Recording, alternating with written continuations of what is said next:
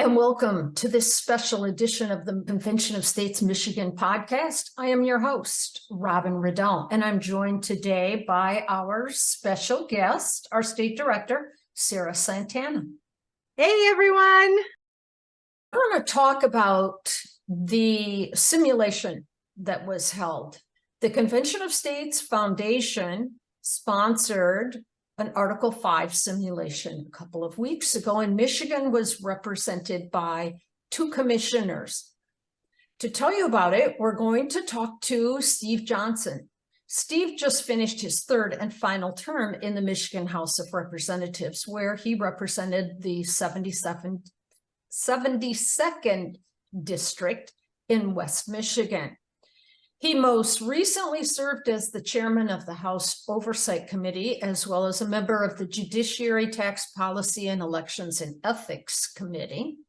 Prior to being elected in 2016, Steve was a staff sergeant in the United States Air Force, where he led a team of airmen in performing maintenance on our nation's nuclear missiles, and he currently resides in West Michigan with his wife. Thanks, Steve, for your service, and welcome to the program today.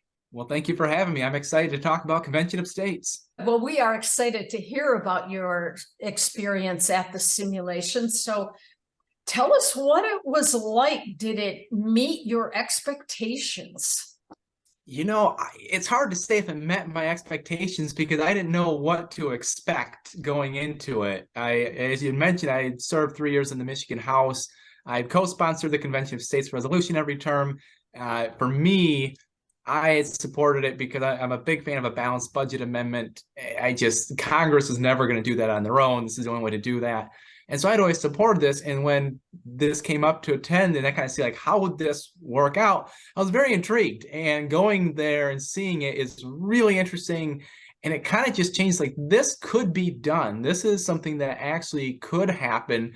You have statesmen and women from all over the country representing each state getting together, having true discussions, not what you see in Congress with the political bickering back and forth, but true substantive discussions of what amendments, and we want to be careful, right? I mean, it's the Constitution. We're not just throwing anything, but what amendments need to be added to try to make sure our country is operating the way that it was intended to.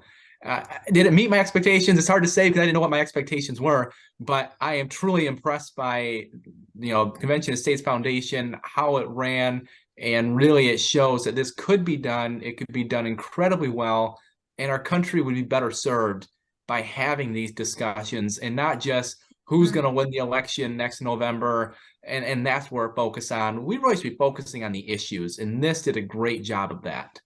What do you think is the greatest takeaway for you personally? And then for the public that watch it, what do you think they should take away from the experience? It's a good question. I think for me, and I think I'll say it's not just for me and the public. I think it's the same thing. So often we look at, we read history, we look at what happened when our country was founded and the framers, and we talk about their discussions and what did Madison say, and, what did Jefferson say, what are all these people talking about? And we sort of act like they're different people than us, like that they are just entirely different, that we can never do that, that's something that can't be done anymore. And after watching and seeing this happen, I sort of reject that and say, no, we can do that. You've got to demand it of people first. But I'm a firm believer that if you set the task before us, people will step up for it. And so just as we look back in awe of what the framers did, I think future generations could look on what we're doing with awe and saying, holy cow, look what they did. Look at these discussions, whether it's on term limits or balanced budget or, restraints on the federal government. We had a great open dialogue, and a lot of us agreed on things. But, for instance, we talked about term limits. And so there's this great discussion of, all right, we want term limits on members of Congress. Well, what about the bureaucracy? That seems to be a growing problem. Do we need term limits on them? And you have a lot of people who are very similarly minded, but have differences of opinions, and really just great discussion, great debate. And that's something that could happen. That's something we don't see in our nation right now. And partly it's because we're focused on the elections. We're focused on what's going on in DC. the states are going to be what saves our country. I'm a firm believer of that. And this just showed further proof of that, where the states could provide people to go and talk about this, to be true statesmen, to really lead. We don't really see that. And so I just came away from this thinking we could have those same type of discussions that they had in 1700s if we would just allow ourselves to. You make such a valid point. That's been one of my observations in politics, is that we seem to have lost our common ground and there is no discussion. It's you go on your side and I go on my side, and now we'll fight about it or just not talk at all. And I did watch some of the simulation and I saw that engagement. Now, you sat on the, let me get this correct, Federal Legislative and Executive Jurisdiction Committee.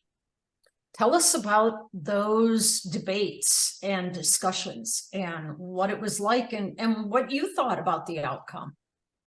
Yeah, so I mean, I think it's important people know this all happened in about 2 days' time. So we were very crunched for time. So the first day we were in our committee, and the second day was on sort of the general floor discussion. So we really had to be very quickly in the committee. You're right, it's a federal legislative and executive jurisdiction. The talk basically being said, do we have to put more clear guide rails in place as to what is the role within the executive branch of the federal government? What's the role within the legislative branch? What are they allowed to do? What are they not allowed to do? And there's so many different things that we could do. And I think if we were there for weeks, we could have had a number of amendments that came out, but we tried to keep it down to just 3 amendments. The first one that we did was mainly talking about the Commerce Clause. There's a lot of, in my opinion, it seems that the Constitution, it gives the federal government rights to regulate things that are interstate commerce. It seems that they've taken a very broad view of that and sort of said just about anything falls under there. And so there's sort of an effort to, let's clarify what that sort of means. This is something that truly is something being sold or bought or something that's going between states. If something isn't going between states, then Congress doesn't have the right to go and regulate that. So we had a good discussion on that and what does that look like. And then another thing we did dealt with federal land. And as a Michigan rep, we don't see this as much, but if you go out west, so much of their property is owned by the federal government, and that's a huge issue for them. And that's what's so interesting about this convention is you sort of get out of your Michigan bubble and kind of what's important to us and say, wow, these Western reps are really passionate about what's going on with their land, where you have the federal government owning, I think in Nevada, they own like 70% of their land. And so trying to do some amendments to limit how much land the federal government can own, so that way states have more control over their own property. And then we had discussions on sort of the administrative rule process, what limitations should we put there. So there's a lot of things that we discussed. We had to keep it to 3 amendments coming out. All 3 of them passed on the full floor. I think we almost had near unanimous votes on the floor, but it was really a great discussion talking about what is the role of the federal government, what should it be, where do we see that maybe the framers thought that they put something clearly in the Constitution, but we sort of strayed from it. How do we maybe reinforce that in a way that you're getting back to the intention where you've got a strong enough federal government to keep us united, but at the end of the day, it's the states and the people that have the end power. That's where we want decisions to be made. We want this to be a local governments of localism, where people are making decisions, not the people in DC calling the shots for everything. And so that was sort of our task in this committee, was trying to put those guardrails on the federal government. What would you think would be the biggest strength of this particular process for coming up with the best amendment? It probably just comes down to having an open discussion, right? We're talking, and then you got to vote. At the end of the day, different people have different amendments. I mean, we're doing amendments to the amendment. So there's always sort of this type of discussion.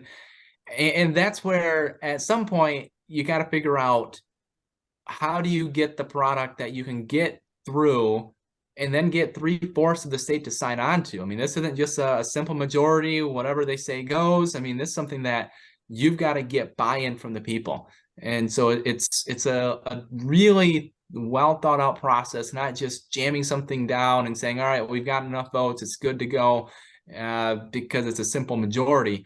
No, you've got to have a lot of support in the end. And that's where those discussions go, where you have to kind of make some concessions to get that true support. This isn't going to be everything the Republicans want or everything the Democrats want. I sort of laugh when people talk about the runaway convention. It's like, well, that couldn't happen. Even if I wanted it to happen in favor of me, it couldn't happen. You'd have to get states of very different opinions to agree. And that's where you've got to be very careful to come up with a product that, you know, most Americans truly do believe in. And that's where, as you go through that process, as there is that discussion occurring, those bigger issues, those are what's going to rise to the top. It's not going to be the most controversial stuff out there. It's not going to be some pet project of someone.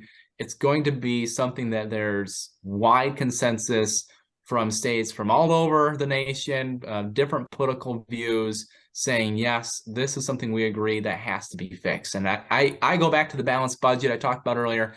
I think that's one of the areas where I think, you know, forget the elected officials, but Republican and Democrat voters out there, independent voters, a lot of them in my mind would say, yeah, I think the government shouldn't be spending more than they take in.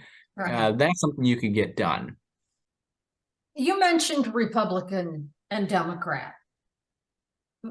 As far as the simulation, was there partisanship in the discussions? Yeah, no. I mean, I'm trying to think. My guess is vast majority of people there were probably Republican, but I don't even know. I didn't ask people if they're Republican or Democrat. That never really came up. We were really just there focused on doing our job, focused on coming up with something to truly set our nation in a better course. So it is odd because a lot of times if you go to different events where there's other lawmakers that you don't know, you're usually trying to size them up and sort of see, all right, where are they at? Are they on the right or are they on the left? You know, kind of trying to figure out. That never really occurred here. You know, you kind of, after you hear them talk, you hear their points that they make or amendments, you might sort of have an idea where they land. But yeah, I mean, we never met and sort of said, hey, are you a Republican or Democrat? It didn't really come up because it didn't matter. Instead, we were focused on getting a good product done. There's a question I know Sarah's dying to ask, and I'm going to ask it. What ideas do you have for moving forward with this here in Michigan?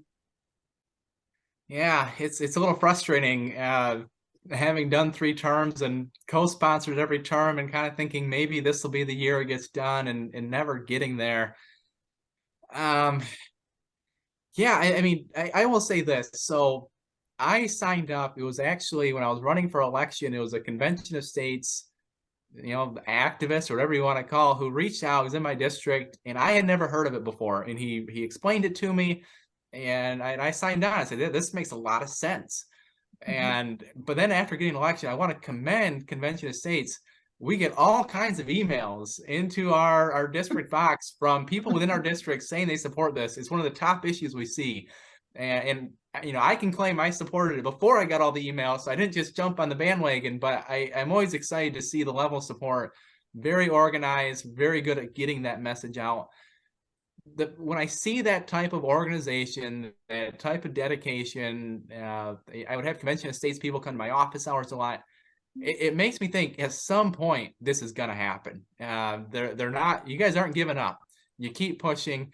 I don't know when that's going to occur. I know I'm going to talk with the new state rep that represents me about being a co-sponsor this year of it and try to keep that going. I don't know when it's going to happen, but something tells me it will happen at some point. There just seems to be a movement, and people are looking for how do we fix this? A lot of people are frustrated. I get asked all the time, like, what can we do? Like, how can we fix this? The current mechanism doesn't seem to be working, and it's just so interesting. The founders put something in the Constitution because they knew there had to be a way for the states to do it. We can't rely on Congress to fix themselves. There's a way for the states to do it. It's time for the states to rise to the occasion. We're getting so close. I don't know when Michigan's going to do it, but hopefully soon. I'll keep pushing my rep and my senator to support it.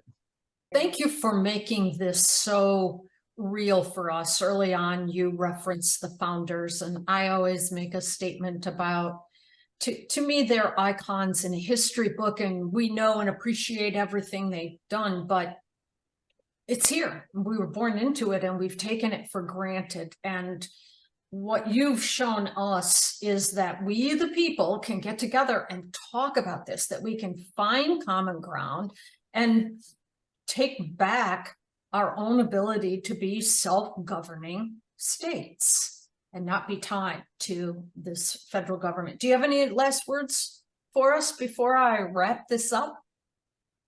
Yeah, I think you kind of touched on it there. This is really about elevating our discussions. I think one of the reasons why most of our talks when it comes to politics is really just, it's very much at the surface level. It's not really that productive. It's because we're not required to. I mean, right now, it's just all about the next election, it seems. If you give the American people the ability, the chance to really have this, I do trust the American people will step up. And the reason we're not talking in ways that the founders talked is because we don't have to. I think if we get to the point where you truly have the ability where the country is coming together saying, you know what, we're looking at doing an amendment to the Constitution to try to make sure that we're structured in a better way, you're going to have some really good discussions. And I might disagree with what a lot of people are saying. And the good news is, if I want to stop anything, I don't need that many states to stop what they're doing. But we can have the ability to really have truly good, deep discussions on the policy, discussions on, you know, what's the philosophy of our government? How do we want this to run? Not just the latest scandal that happened to who's ever president or whatever. Let's get beyond that for a second and talk about, you know, kind of the deeper things. And I think having an Article 5 convention allows for that process to happen. And I think it could happen in our lifetime. We'll keep fighting for it in Michigan. Well, Steve Johnson, thank you for joining us today. Thank you, Sarah, and to anybody listening to this. Steve gave us great information. This is what this grassroots team is working on here in Michigan. So if this resonates with you, please check us out. Go to our website and sign the petition. If you've got questions for me or for our guest today, send it to us at askmi@cosaction.com. askmi@cosaction.com. Thank you for joining us again today, and stay with the fight.